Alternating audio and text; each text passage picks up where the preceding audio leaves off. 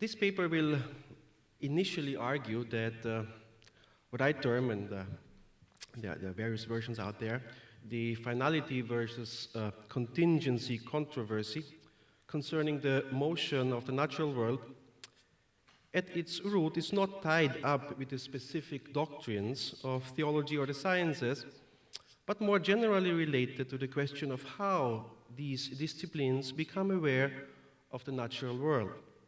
Thus, at heart, I believe that at the bottom of this debate lies an epistemological problem. That is, how to understand and interpret the reality that nature exists in motion, develops, and ostensibly evolves.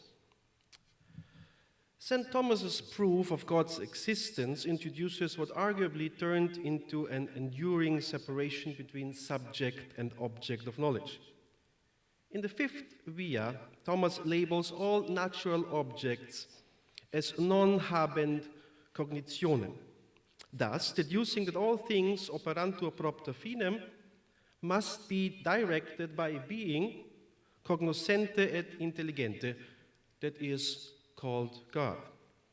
In the dawn of the Enlightenment, precluding this admittedly speculative assurance of nature's purpose given by God, René Descartes' skeptical reflection on human knowing likewise keeps the res cogitans apart from the natural world, or res extensa. While it reasonably can be assumed that natural objects exist, Descartes insists that they must not be confused with a person's knowing essence. Ostensibly based on this accepted ground of cognition, Immanuel Kant, in his critique of judgment, develops a more detailed account of the possibility of knowing nature. Kant's epistemological judgment can be seen as representative of any contemporary approach to the study of nature that does not ultimately resort to the data of revelation and the postulates of faith. Paragraph 75 of the critique reads, "We are in fact indispensably obliged to ascribe the concept of design to nature, if we wish to investigate it, though only in its organized products by continuous observation. The concept of design, therefore, is the necessary maxim of our use of reason." Kant explains, "For since we do not, properly speaking, observe the purposes in nature as designed, but only in our reflection upon its products think this concept as a guiding thread for our judgment, they are not given to us through the object. We cannot, therefore, judge objectively, either affirmatively or negatively, concerning the propositions. Thus, a being acting according to design lie at the basis of what we rightly call natural purposes as the course of the world."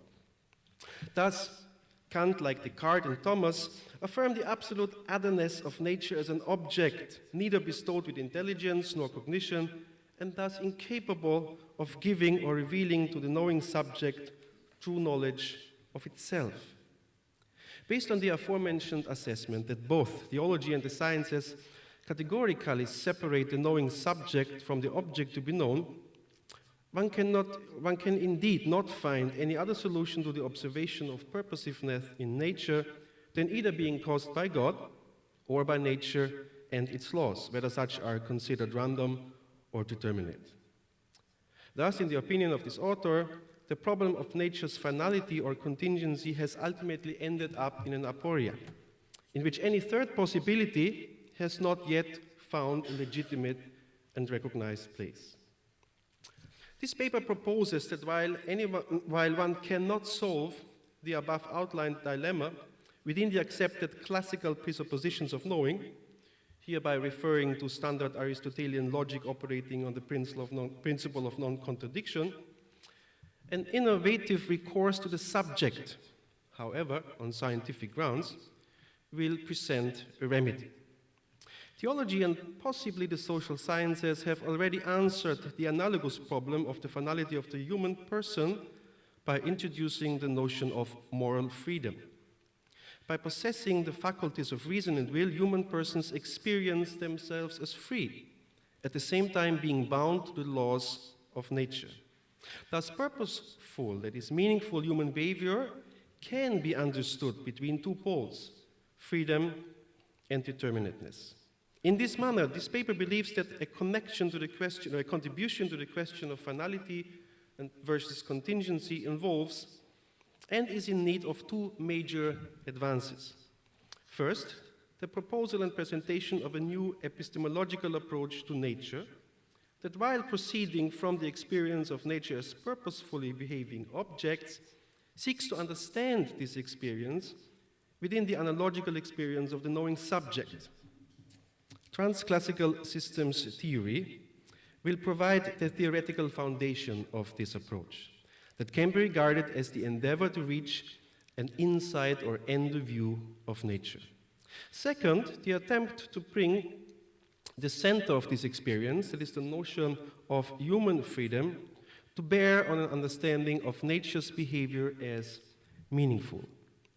With regard to nature, the concept of meaning can be developed in view of its relationship to the subject, hereby aiming at a convergence of the viewpoints of theology and science.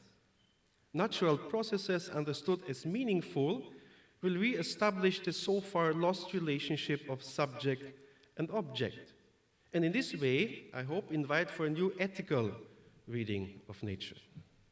The origins of general systems theory can be traced back to the Austrian biologist and polymath Ludwig von Bertalanffy, widely considered the founding father of synthetic biology, whose aim for the most part was to oppose the then dominant deterministic understanding of biological organisms. The concept of system offered von Bertalanffy the tool to argue that the sciences must understand nature and biological organisms not only in view of the mechanical function of their parts, but as a system that is constituted by its distinction from an environment and the definitive relationship of its properties to, first, one another, second, the entire outside world, and third, foremost, the human person conceptually formulating and thus theoretically designing the system. General systems theory established that systems, though initially appearing in difference to their observer, must likewise be seen as subject and substance analogues to their designer. Only by viewing a system in relationship to its designer, that is, an observer involved in the conceptual recognition of the system, its Ganzheit or wholeness can be perceived. The true nature of a system, that is, its totality, or as I call it, theoretical self, is more than simply the numerical sum of its individual parts. In sum, general systems theory must rightly be acknowledged as the foundational theory bringing together scientific observations concerned with the object under investigation and their conceptual presuppositions. In this way, general systems theory moved general systems description from an ortho level of classical description to a meta level from where a system can be perceived in its entirety. Von Bertalanffy's work, however, met an impasse, as general systems theory continued to rely upon classical concepts of systems description. In this way, ruling out any systems depiction not falling under the perceptions of classical logic. General systems theory, while rightly being acknowledged as a necessary force in new approaches to the general study of nature, remained widely underappreciated. One of the last personal friends and students of von Bertalanffy, the Austrian physicist Alfred Locker, believed that general systems theory's strength could be retrieved if it leaves behind the constraints of classical scientific thinking.